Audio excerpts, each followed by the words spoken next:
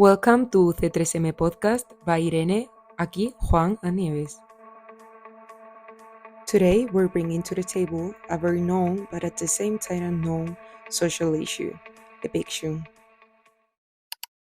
If you're wondering why your neighborhood is changing, why traditional shops are being replaced by gourmet cafes, or why at night you're woken up by the hustle and bustle of tourist suitcases, or even the reason why each day you don't recognize anymore your neighborhood faces, let us tell you it's a phenomenon happening globally, occurring everywhere, but especially in large cities or tourist areas. The consequence is the gentrification of these neighborhoods, where for some to enter, others must leave. This is called gentrification, resulting in evictions for vulnerable people, the poor, those with children, or those without the means to defend themselves. And thus, what we call, discussed today in the program, with our guest Guillermo from the Caravanchel Housing Association. Hello, Guille, you can introduce yourself. Well, thank you for having me today. My name is Guillermo, and I'm a militant in the housing movement here in Madrid. I mainly participate in the Sindicato de Vivienda de Carabanchel, which is located in the southern district of Carabanchel here in Madrid. So thanks for having me. Okay, thank you too. So for our first question regarding the issue that concerns us today, we would like you to define gentrification and what are some of its main drivers in Madrid. More of a pure and abstract definition of gentrification would be a process in which the population of a certain region, like the local population, would be expelled from that territory due to an entry of richer population, which would increase the cost of living, which would lead the people from that territory to go away from there because they cannot afford to live there anymore. That is not only through an increasing cost of housing, but also cost of access to food, etc.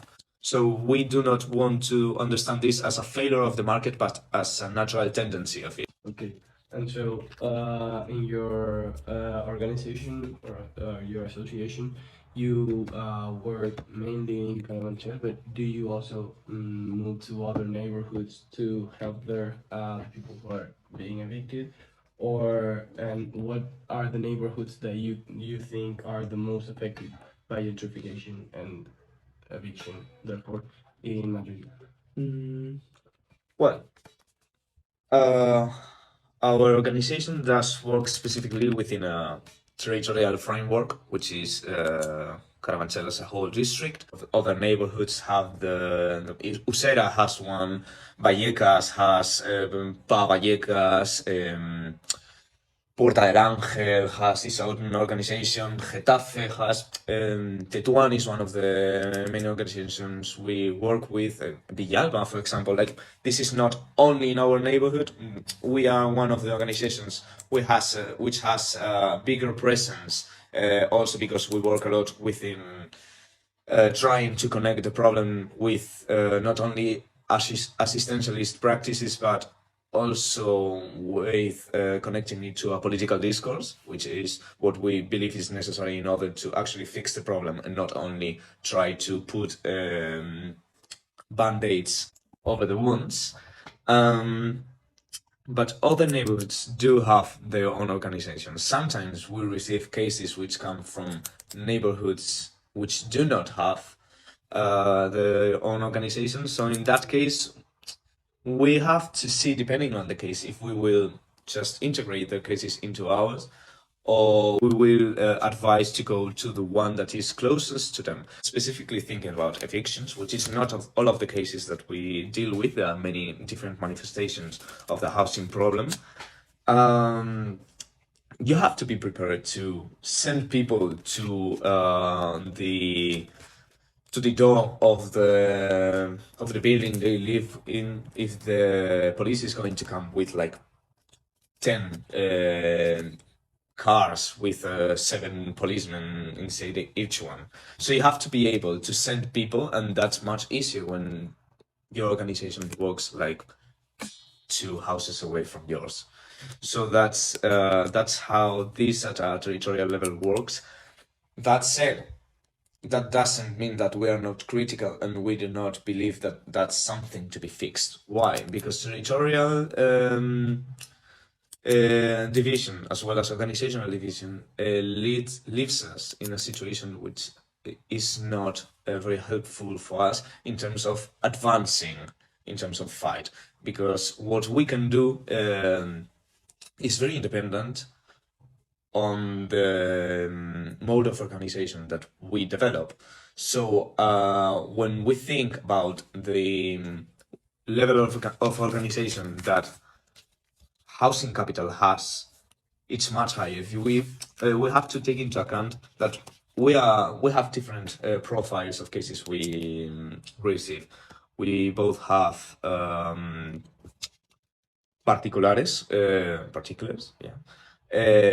But we also have to think about Sareb. Sareb is a public fund of houses that was bought by the state, but it used to be private, and they still try to perform evictions. We have to fight against CaixaBank, Banco Santander, Blackstone. We have to fight against many different kinds of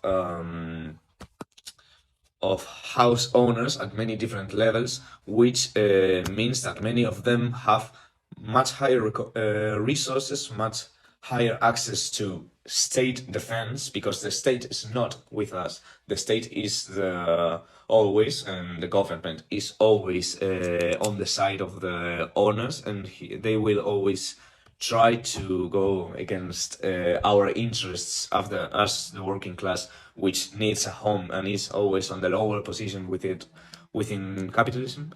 So there's a problem that we still have to address on the limits to organizing only at a territorial small level and not being united, not coordinated but united, because coordination is a framework that we have tried and it has led us to being this level of separated. So that's a problem we have to address, and we believe that only through organizational and strategical unity is that we can advance in stepping out of a defensive position and getting into a proactive position, which allows us to increase our power as working class that wants to secure its means of living. Okay, so thank you so much, Guillermo, for everything you have said, for letting us know how your organization works.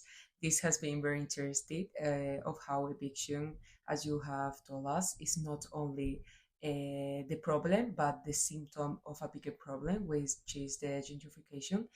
Thank you so much for being here, and also thank you for the audience for listening. And stay tuned for the rest of the podcast of UC3M. Thank you.